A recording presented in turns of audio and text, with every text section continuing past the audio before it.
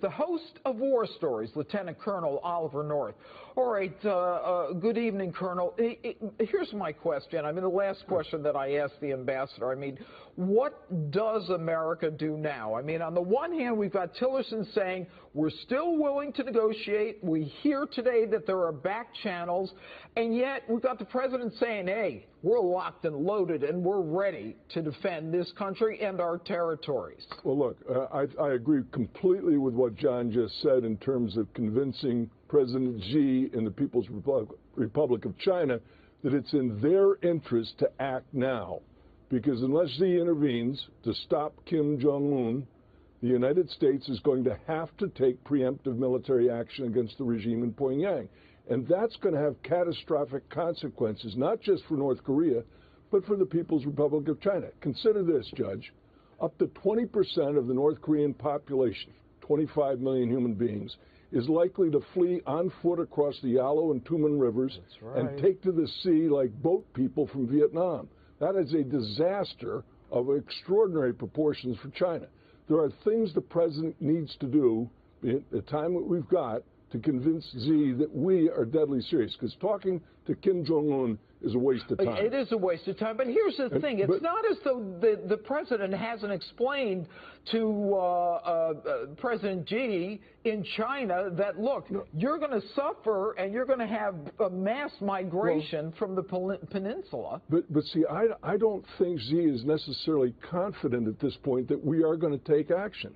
Ooh. And what has to be done, there's a bunch of things that could be done. For example, return the tactical nukes to the Republic of Korea that we withdrew back in the 1990s.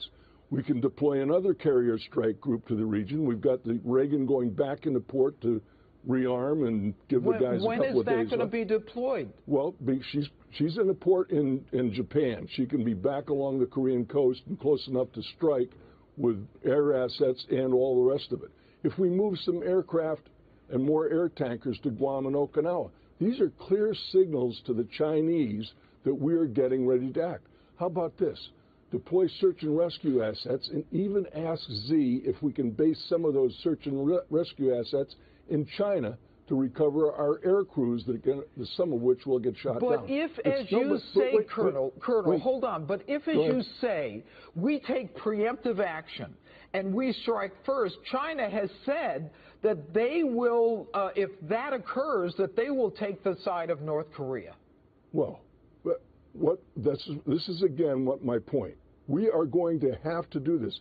We're facing a clear and present danger, an existential threat from the crazy regime in Pyongyang. We face the same problem ultimately from Tehran.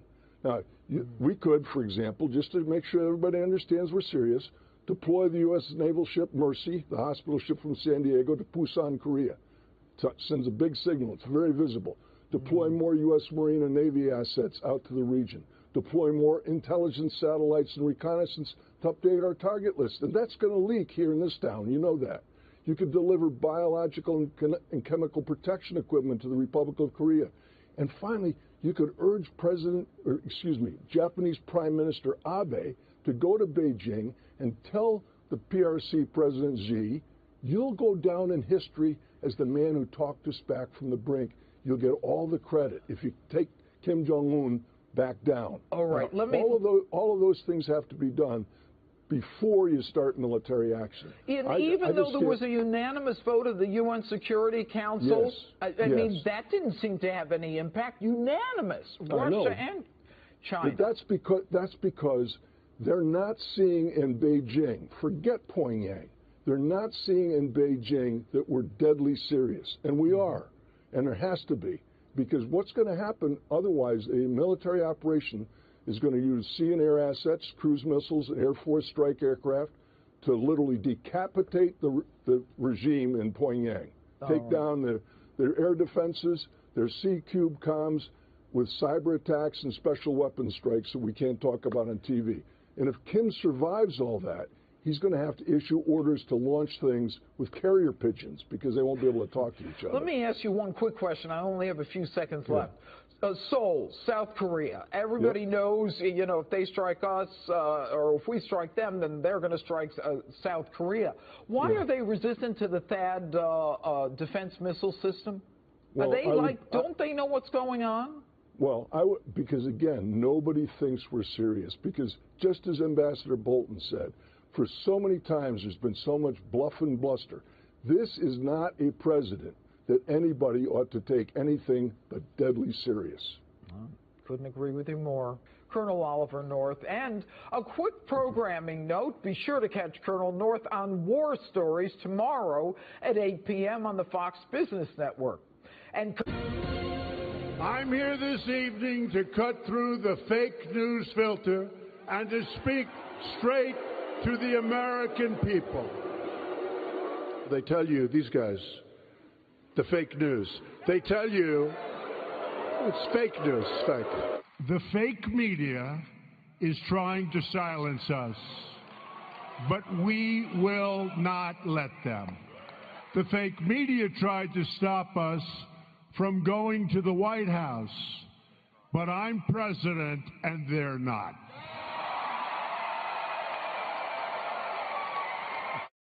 that was President Trump responding to attacks from the liberal mainstream media.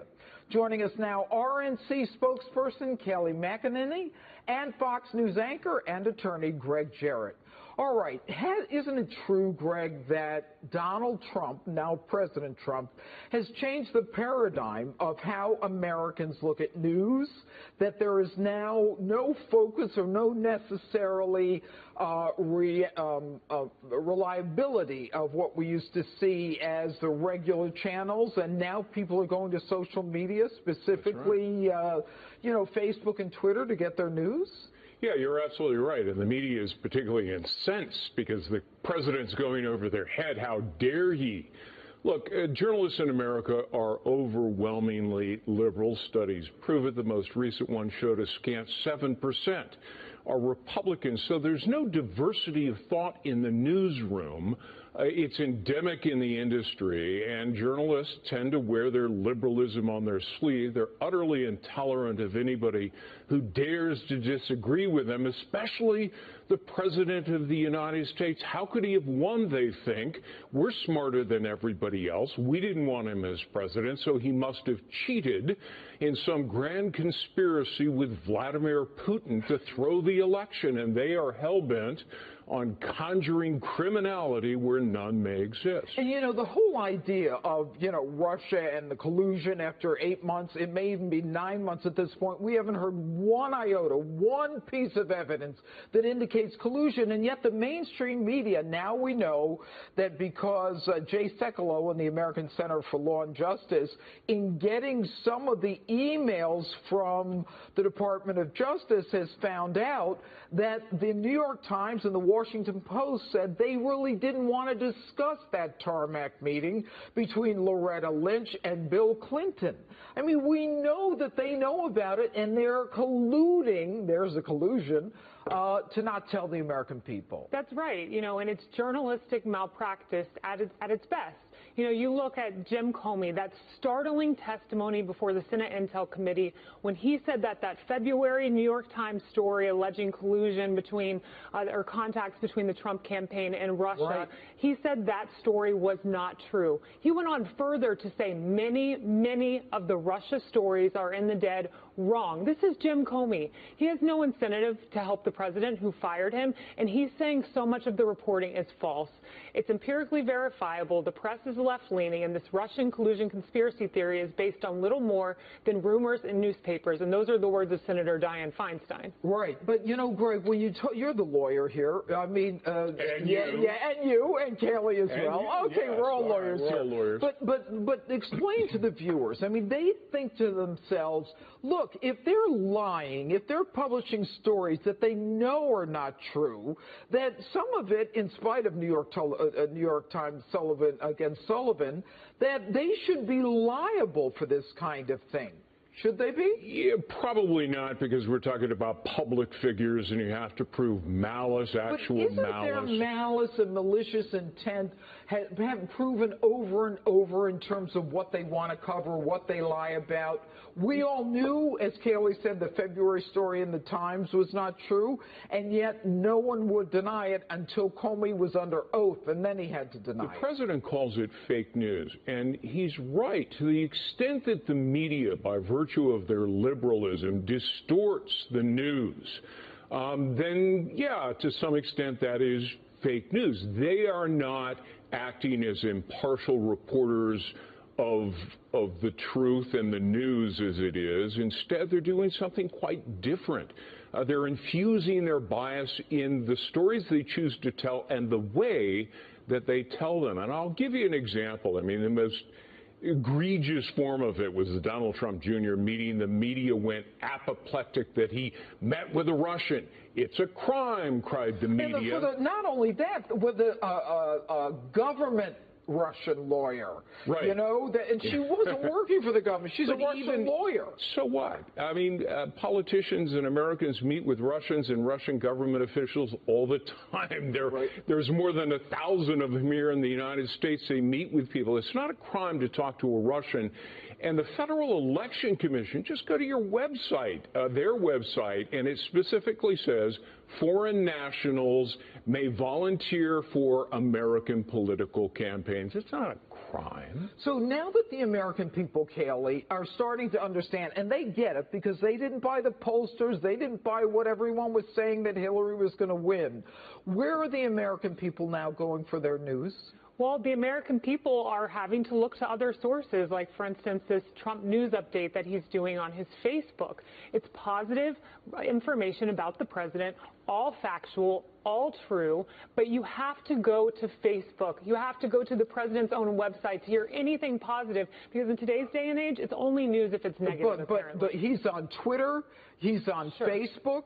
Yep. He's on Instagram. The whole family is on Instagram and all of those social media sites. And so what you've got are how many millions of people who are getting their news from that because they are now convinced the mainstream media is not out for their interests. And the media is upset about it because he's co-opted their job. He's speaking directly to the American people. He is not allowing the media to exercise their nearly unlimited power of mass communications in the way they have in the past to try to indoctrinate Americans into the media's form of liberalism and progressive beliefs. And I think it's particularly significant that it's the East Coast, West Coast, and it's the flyover states, Kayleigh, that are the ones who are like, we're not even listening anymore. That's right, and that's one thing we've learned about the American people is they're smart. They can see through the negative coverage leading up to the election. You know, I had a man in New Jersey just tell me, or in Nevada rather, say, you know, that the coverage is so bad. I didn't vote for President Trump, but it has compelled me to give him a chance. Polling reflects that. People see through it. They recognize this bias, and they will not be fooled, which is why media has the lowest approval ratings in Gallup recorded history. Media in Congress, isn't that interesting? Yes. All right, Greg and Kayleigh, thanks so much for being with us. From fire and fury to locked and loaded, President Trump sounding more alarms today to warn Kim Jong Un if he launches an attack, his country will face dire consequences. He tweeted this morning, military solutions are now fully in place, locked and loaded should North Korea act unwisely. He followed up this afternoon with this. I hope that they are going to fully understand the gravity of what I said, and what I said is what I mean. So hopefully they'll understand, Peter, exactly what I said and the meaning of those words. Those words are very, very easy to understand. And then he elaborated. And this man will not get away with what he's doing, believe me. And if he utters one threat in the form of an overt threat, which, by the way, he has been uttering for years, and his family has been uttering for years, or if he does anything with respect to Guam or any place else that's an American territory or an American ally, he will truly regret it, and he will regret it fast. A few hours later, the president addressed the threat again from his New Jersey home alongside his top advisors. Nobody loves a peaceful solution better than President Trump, that I can tell you. Hopefully it'll all work out. But this has been going on for many years. Would have been a lot easier to solve this years ago before they were in the position that they're in. But we will see what happens. We think that lots of good things could happen, and we could also have a bad solution. But we think lots of good things can happen. And if anything happens to Guam, there's going to be big, big trouble in North Korea. All right, so I just asked Greg, what are the good things that are going to happen? You said there's going to be good things. Well, first of all, fire and fury, locked and loaded, those are basically Chuck Norris's safe words. And I think that, Donald Trump is using our language, which not political language, but our language. It's blunt, it's hard. He's negotiating. He's in a different position. And I feel like every president has this. North Korea has always been part of the employee orientation. It's like every time you become president, you got to go through the North Korea thing, and then you get past it. It is like employee orientation. Set it aside. Yeah, but he's doing it in a different way because I think he's seeing a different way of doing it, i.e., getting the sanctions agreed upon by 3 different factions was a plus, and he's basically he's speaking to North Korea in a language. Their survivalist language, which is bluffing. They're bluffing. And so he is calling their bluff, but it's something bottom line, we aren't going to do anything until they do something. So are they going to do something? I think we just sit and I be calm about Guam. And there's nothing else we can do. Right. Like earlier today, we talked to the Wall Street Journal bureau chief in Seoul, and I said, what's the mood there? He's like, well, people pretty much have lived with this for a couple decades, so they're not really that worried. And I think that there's multiple levels of communication going on, back channels, front channels, say this, you say that, bad cop, good cop. But one of the things he said today I thought was interesting, Jesse, is he was asked a question about, somebody said, well, what about when Kim Jong Un says this? And President Trump, who had just come from a briefing with his top advisor, said, I don't think it was he that said that. Like, he's very specific. Like, Kim Jong Un hasn't said anything in 3 days. So until I hear him actually say it, I'm not going to react. I thought that was an interesting thing, maybe a signal to Kim Jong Un that there's an opening. Trump takes this North Korea situation personally. He believes that Kim Jong Un has disrespected Trump, he's disrespected America, and he's disrespected our allies in the region. And Donald Trump, anything, he is big into respect. I don't think he's doing anything differently than any other U.S. commander-in-chief would do to protect our allies and our territories. He's just saying it a little bit differently. He's using more colorful language. And you don't want to bluff the ultimate bluffer. This is Trump's game. I mean, he's a real estate tycoon in Manhattan. This is what they do. This is how they price things out. This is how they evict people. This is how you negotiate contracts. I don't think Kim knows what he's getting into. And what he's doing, which is very smart, is saying, you're not going to not only threaten San Francisco or California, you're not going to threaten Guam. No one knows anything about Guam. But the fact that in America, the fact that Guam is being protected as if it was a state and as if it was our core ally in the region draws the line so far in the sand. But we have military there. Absolutely. It's very strategically important because it's so much closer to North Korea than Hawaii, or obviously a forward operating base, and that's where we have all the B-52s. But no one in America knows where Guam is. Fred Schneider hasn't been seen all week. Are you insulting all of America? You've done too many Waters Worlds. There was a woman. You go in the street and ask where Guam is. They think it's a dinner. No, well, actually, and there's a woman at the Washington Post named Michelle, I think it's Yi Lee, and she did all the questions you ever wanted to know about Guam because she grew up there and all sorts of, I didn't know, like you call them Guamanians, in case you were wondering. I think I need to do a Waters World in Guam. Well, I'm going to be back in about a week. Well, why don't you do that for I know some people that would like you to go there somewhere around the time of mid-August. Like half the country? Yeah. Prearranged trip. Can I say one thing about the diplomacy? I do think that there have been some successes beyond the Saturday Security Council vote that was 15-0 because today China said that it will not get involved. North Korea.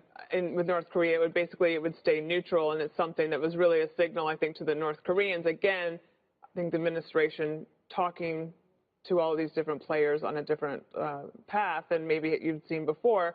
So I think that there's more diplomacy going on than meets the eye when you see the president make comments like that. Yeah, and I think China stepping up in that way was significant. I hope Kim listened to what you just said, because I think I also agree that the president this is his game. This is how he talks. He talks big in the hopes that he can intimidate or persuade, depending on your vantage point, right? Problem is, I just don't know that Kim knows that. Right? I don't know that Kim sees it that way. We talked about this a little bit last night, that he's the kind of guy who you come back at him with the same kind of language he uses, and it might escalate his own action. Does Kim want to find out? That's the calculation he has to make. Well, and also, you know, the way the presidents have talked, using the exact same language, just in slightly different terms, in slightly softened terms, but essentially saying the same thing.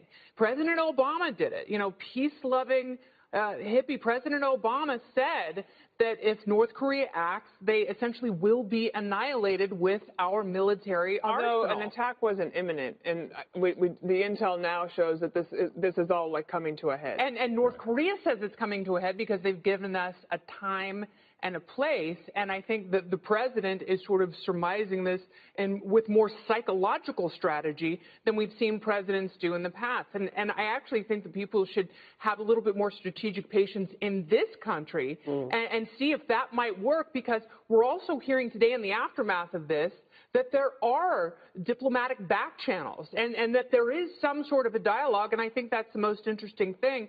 And to get back to something that you said at the beginning of the show, Greg, you're absolutely right that you said that this is the part of the presidential orientation that every administration despises. I would say, like, North Korea, unfortunately, is part of the three failures, and that is peace in the Middle East, some sort of a friendly relationship with Russia, and disarming nuclear North Korea. And every administration tries to do the same thing with all three in slightly different ways, and so far they've all failed. Wait, you're saying Trump can't beat North Korea, bring peace to the Middle East, and cozy up to Russia? Like, Kushner's going over there next week. Done. We have everything taken care of. And number three, already. All right, it's in motion. And number four is always fix health care. No, Obama actually, he messed it up so badly. And don't forget balance the budget. Yeah, there you go. Can we play for you, Greg, a soundbite from Lieutenant Colonel Oliver North about sanctions? I'm not sure. The problem with sanctions is they take too damn long. I mean, the bottom line of it is this is something that needs to be shut down in days, not weeks or months, and certainly not in years. President Trump said today at the press conference that they are considering more sanctions and at a higher level. Sanctioning who? Well, he didn't say. I would imagine that it's maybe possibly more with Kim, because apparently one of the things he likes to do to keep everybody around him happy is give them gifts, like lavish gifts, and that if you cut off his ability to do that, maybe the people in the military will start to get antsy and turn on him. Yeah, I think you know, you have to sanction and hit everybody, including, and I said this before, that North Korea is bad, but so are its parents, its foster parents who neglected and deprived it. So I think you got to hit China. You got to go after the banks, do all that stuff. I think the easiest reflex is to attribute irrationality to North Korea. And we've done it too, and I've said it. I go, this guy's nuts, and we always make fun of this nutty, crazy character.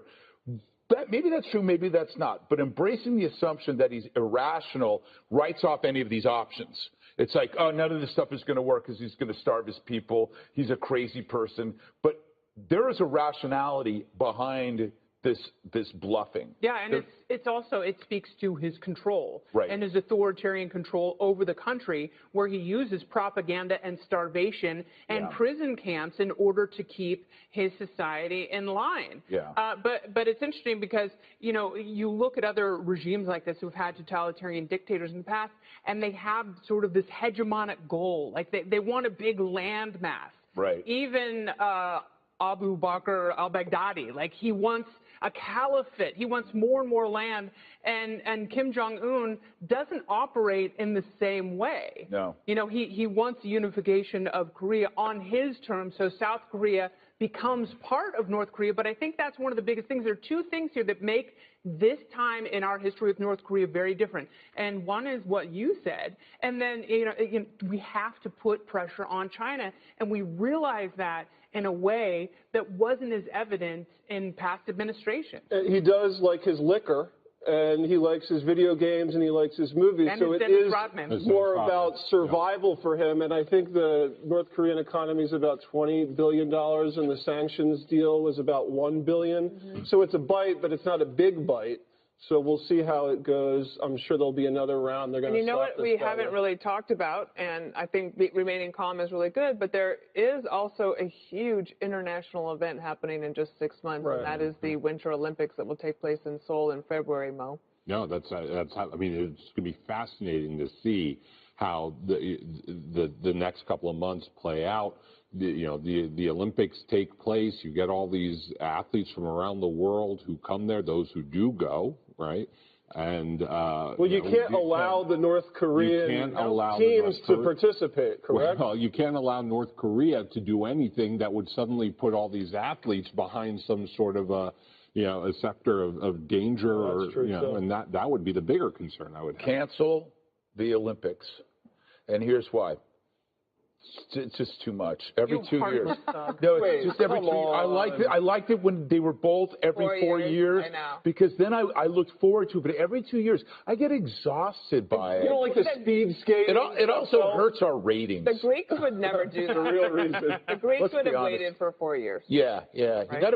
You gotta appreciate it. Like, I think Christmas should be every other year, but that's just me. Joining us now with reaction is Fox News contributor and former U.S. ambassador to the UN, John Bolton. All right, good evening, Ambassador. It seems that we've never been closer to the brink of a nuclear war than we are right now. Is that a correct statement? Well, I think we're at a crisis point, undoubtedly, because of the progress that North Korea has made on its nuclear weapons and ballistic missile programs, particularly in the last 8 years. So Donald Trump inherits really 25 years of a failed policy of trying to negotiate North Korea out of these programs, and his options are few and not very good. You know what's interesting, Ambassador, is the fact that the president, and he's been criticized for his rhetoric, but the president is making it very clear that he is prepared and ready, locked and loaded, to defend the American people and our territories as well. What's wrong with that? I don't think there's anything wrong with it. You know, we've had 25 years of American politicians, Democrats and Republicans, standing up and saying solemnly, it is unacceptable for North Korea to have nuclear weapons. Same thing for Iran. Well, now we're being told by the same people who said we could negotiate North Korea out of these weapons, say basically, you know, I guess we've got to accept that that they're going to have nuclear weapons. Susan Rice wrote about it in the New York Times this morning on television. She said, I guess our policies failed. And now they're telling us we do have to accept it. I think that's not where Trump is, and that's not where we should be as a people. We should not allow ourselves to be held hostages by this erratic regime and the threat of nuclear terrorism against our country. You know, without looking backward for too long, I mean, do you see the way that some of the administrations, particularly the Clinton administration, giving money to North Korea, and then the parallel of the Obama administration giving money to Iran? I mean, do you see that the appeasement that seems to be going on is only to our detriment, and that it is time for us to stand up, because these bullies are at the point where the Iranians yell death to America, death to the big devil, the little devil, Israel and the United States? I mean, what are we supposed to do, turn around and put our tail behind our legs? Yeah, no, look, I think the legacy of policies over the past 25 years has been appeasement, and it's not the first time it's been called appeasement. Former Secretary of State Jim Baker right after the Clinton administration signed the agreed framework, wrote an op-ed in the New York Times that called the Clinton administration policy appeasement. That was 20 years ago. It hasn't worked. So unless you want to have a future where North Korea can threaten the United States with nuclear-tipped missiles, you have to look either at one more diplomatic play to convince China to reunite the peninsula with us in a constructive way and eliminate North Korea, or you have to look at the military option. People are worried about the difficulty, the chaos that might create today. The risk is real. What about the chaos when North Korea launches missiles at the United States? Well, it's almost as though, and by the way, Kim Jong Un is putting a time period on it by the middle of August. But what's interesting is it's come out that there are back-channel negotiations that began with Otto Warmbier, the American university student who was sent home in a coma and died shortly thereafter, and Tillerson saying, that we will always consider negotiation, even at the point that we're at right now. What option does America have right now? Well, there is no option to negotiate with North Korea. We've tried it for 25 years. It's failed. Just cite, for those who believe in it, cite one piece of evidence to think it will succeed in year 26. I think that's why the president's inherited such an unhappy situation. I do think it's worth trying with China on an expedited basis to convince them it's in China's national interest.